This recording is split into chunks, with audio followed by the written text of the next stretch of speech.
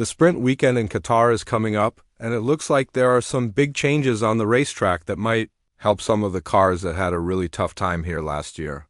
Since it's another night race in the desert, the hot temperatures will be super important for how the teams set up their cars. After last year's tire temperature problems and the required pit stops, will we see issues after the newest changes for 2024? It's pretty clear that Qatar is one of the most argued about races on the schedule, mostly because of the new rough road surface and also because of the pyramid-shaped bumps. But those bumps won't be a problem anymore for the drivers. Last year, the damage that these bumps caused to the car's tires was huge, and that's why the FIA talked with Pirelli and decided to make a change for this year's track makeover. They're using the Misano-style bumps that are approved by both the FIA and the FIM when talking about it. The FIA wrote an official statement about changing these bumps, saying they agreed with the circuit to grind down the pointy top and sharp back edges of the Misano-style bumps at several turns. This was done to reduce the chance of sidewall damage when a car goes too wide and comes back from the runoff area. The change was made with Formula One's agreement, and Pirelli was also told about it. The big problem with the Misano curves was that there were tiny cracks in the tire sidewalls, which happened because of long high-speed contact with the bumps that stick up 50 millimeters. Mario Isala from Pirelli has also talked about this problem, adding that it's not just the shape of the bumps because these bumps are used on many other tracks. It's the time and the speed they stay on the bumps that matter. So several sections in Qatar have been changed, like the ones in turn 4-10, and also the combination of turns 12 to 14. To further prevent problems on the track, the organizers have added gravel strips behind the bumps to discourage drivers from going over the track limits too much, which is a huge problem not just here in Qatar but on other tracks like Austria. 2. What these changes are trying to do is stop the required pit stop that was brought in last year because of the massive tire problems. Both Pirelli and the FIA agreed that in those situations, driving more than 18 laps was way too dangerous, leading to a 3-stop race to keep everyone safe. Of course, the temperatures are a bit different now. And while many people think that the combination of night and desert will give cold temperatures like the ones in Las Vegas, the situation is a bit different here in the Middle East.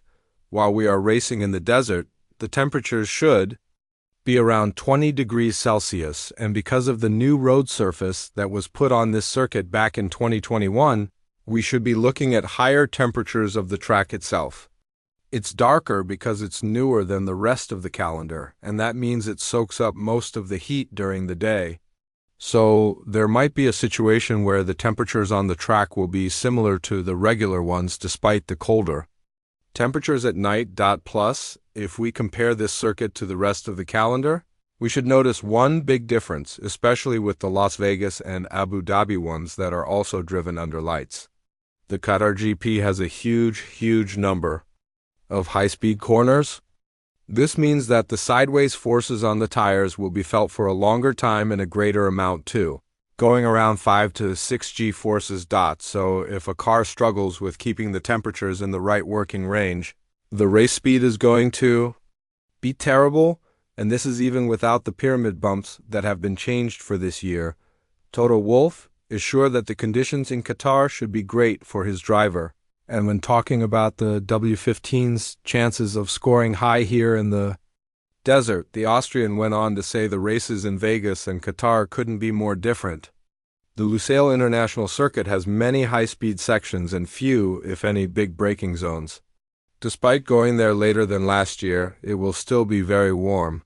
That is different from the cool conditions and many slow-speed sections of Las Vegas. Nevertheless, we're aiming for another strong showing this weekend. The W15 has looked more comfortable at circuits with lots of high-speed corners like Silverstone or Spa. We certainly got help from the nighttime cold in Las Vegas, but the layout in Qatar should be more helpful to the strength of our car. We know our competitors will be stronger than they were last weekend, but we will be aiming to get the car in a good setup once again and be in the fight at the front, of course. These conditions should be helping Mercedes, who are saying goodbye to Hamilton at the end of this season in what is expected to be one of the most emotional races of the year. Because at the same race 3 years ago, the Brit famously lost the 8th record-breaking championship in the last lap. But for that, we will have to wait one more weekend, and right now we have Qatar, who along with the sprint format should present a massive challenge for the drivers and a big opportunity for the lower teams to grab some valuable points on the go. The fight in the midfield is almost over, with Haas and Racing Bull both scoring points in Vegas, while Alpine failed to do so. The sprint race will be a perfect opportunity to build up on the momentum and make sure to grab as much of the prize money as possible, which will be crucial for next year's development. The road surface in Qatar, however, is what gets the most attention because there isn't much cloud cover and it has low albedo, which means that sun rays are very effective on the road. There have been interesting situations where road surface temperatures can go up to 30 degrees Celsius despite the air temperature being around 7 degrees Celsius. Plus, what we must not forget is the humidity factor. During the day, high humidity will lower the highest surface temperatures through a process called evaporative cooling. So, more energy is used to heat the water in the air instead of the one that is trapped in the road surface. But at nighttime, this will create an insulation effect, and now that the air holds more heat, it slows the rate at which the surface releases the heat into the air. For those of you who wonder how the humidity levels can be so high in the desert, it's because the Lusail circuit is very close to sea level. So to wrap it all up, if a certain team fails to keep the tire temperatures at the best working temperature, they would have to go into the pit stop more often and lose more time on the track, which could be crucial in the battle of the constructors where only two teams are safe in their places, Mercedes and Aston Martin. Of course, Sauber is also here. But we barely talk about their chances of scoring points, as they are now heavily focused on 2026 and the Audi takeover.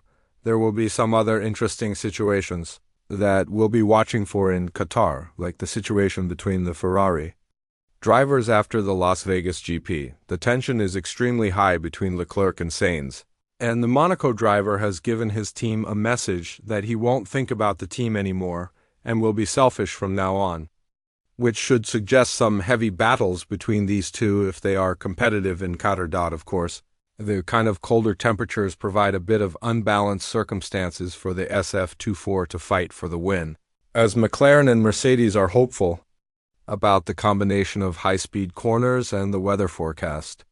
But be that as it may, the situation between the two Ferrari drivers could get worse even if they are fighting for 1 point. They have cut down the lead to McLaren in the Constructors' Championship to just 24 points, but what is also very interesting is that Leclerc is now in a fight with Norris for P2 in the drivers' category as well, which is why racing with Sainz in Vegas was very frustrating for him, as he couldn't have taken down more points from the Brit in this category. Only 21 points separate these two, and anything can happen in the last two races, especially given the fact that Qatar is a sprint weekend. So with all this in mind, do you think that the changes on the Lusail circuit will be helpful for the F1 grid? And if so, which team do you think will win in these circumstances?